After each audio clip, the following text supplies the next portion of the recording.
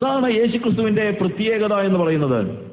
മറ്റുള്ള എല്ലാ റിലീജിയനിൽ നിന്നും വ്യത്യസ്തമായ കാര്യം, ബാക്കിയുള്ള എല്ലാ ദൈവങ്ങളും നല്ലവരായ ആളുകളെ രക്ഷിക്കാൻ വരുന്ന രക്ഷകന്മാർ ഇഷ്ടം പോലെ ഉണ്ട്. എല്ലാ രക്ഷകന്മാരും ആർക്ക് വേണ്ടിയാണ് വരുന്നത്? നല്ലവർക്ക് വേണ്ടി. പക്ഷെ യേശു വന്നത് എന്ത്? നമ്മൾ പാപികളായിരിക്കുമ്പോൾ തന്നെ നമ്മളെ വീണ്ടെടുക്കേണ്ടതിന് വേണ്ടി, വിടുവിക്കേണ്ടതിന് വേണ്ടി, അതിനുവേണ്ടിയാണ് അവൻ വന്നത് എന്നുള്ളതാണ് നമുക്ക് മനസ്സിലാക്കാൻ പറ്റുന്നത്. ഞാൻ ഒരു സ്റ്റോറിയൂടെ പറഞ്ഞ് ഞാൻ എൻ്റെ വാക്കുകളെ നിർത്താനായിട്ട് പരിശ്രമിക്കുകയാണ്. ജർമ്മനിയിൽ ഒരു ബൈബിൾ പ്രിന്റ് ചെയ്തുകൊണ്ടിരുന്ന ഒരു പ്രിന്ററുടെ വീട്ടിൽ, അയാൾ വിശ്വാസിയൊന്നുമല്ല, ലൂഥറിന്റെ കാലത്തുണ്ടായിരുന്ന, he was not a believer. ജർമ്മനിലെ ഒരു ബൈബിൾ പ്രിന്റ് ചെയ്തുകൊണ്ടിരുന്ന ഒരു പ്രിന്റിംഗ് പ്രസിൽ പേപ്പർ ഇങ്ങനെ പറന്നുപോയ കൂട്ടത്തില് കീറിപ്പോയ ഒരു പേപ്പറിന്റെ ഒരു തുണ്ട് പേപ്പർ ഒരു പെങ്കൊച്ചിന്റെ കിട്ടി.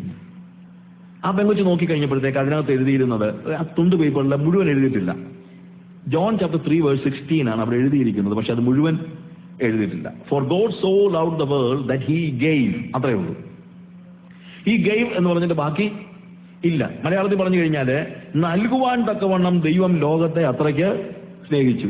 എന്ത് നൽകാൻ, ആര് എന്നൊന്നും അതിനകത്ത് ഇല്ല. ഈ കൊച്ച ഇതിങ്ങനെ വായിച്ചോണ്ടേ നടന്നു. എന്ത്? നൽകുവാൻ തക്കവണ്ണം ദൈവം ലോകത്തെ സ്നേഹിച്ചു.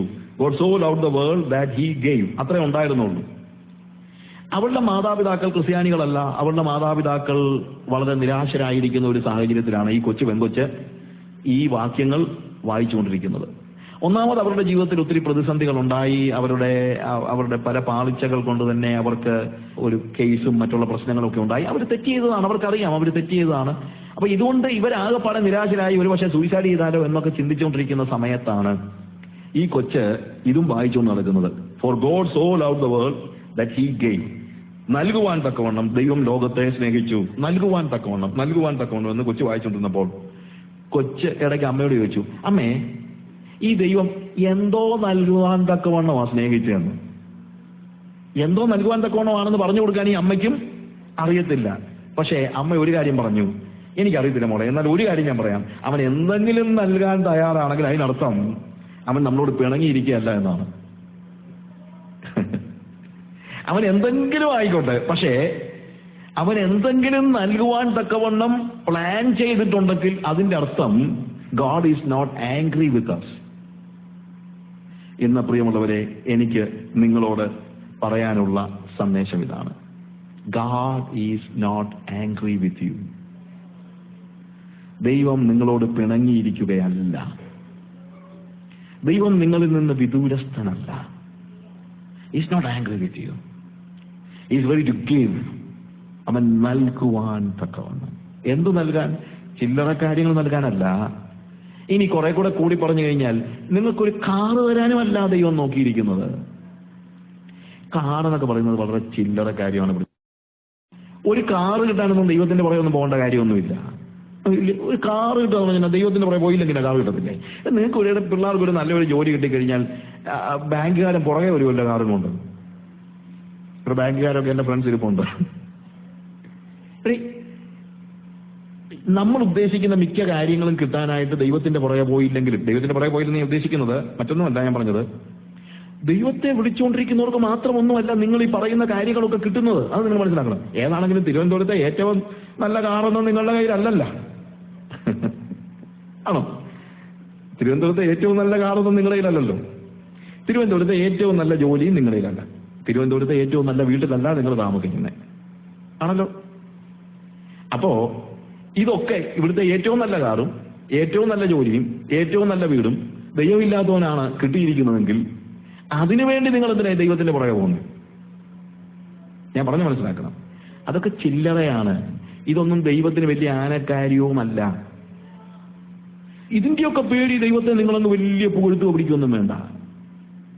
എന്തെങ്കിലും ഒരു കാര്യം ദൈവം നമുക്ക് നൽകുകയാണെങ്കിൽ അതിന് തീർച്ചയായിട്ടും ആ കൊടുക്കുന്നതിനകത്തൊരു കോസ്റ്റ്. ഇപ്പം എൻ്റെ മോള് സ്കൂളിൽ പഠിക്കുമ്പോൾ ഞാൻ പലയിടത്തും പറഞ്ഞിട്ടുള്ള ഉദാഹരണമാണ്.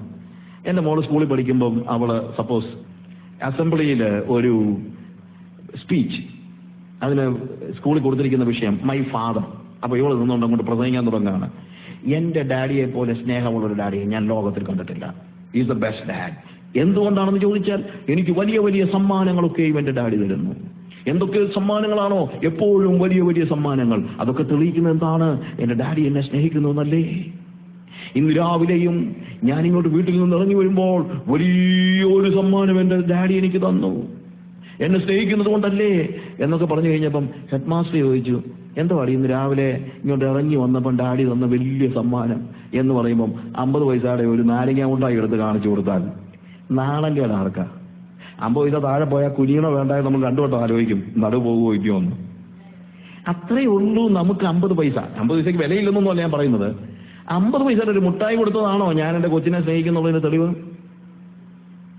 പ്രിയമുള്ളവരെ, ഇതുപോലെയുള്ളൂ ദൈവം നിങ്ങൾക്ക് തന്ന കാറും വീടും എല്ലാം.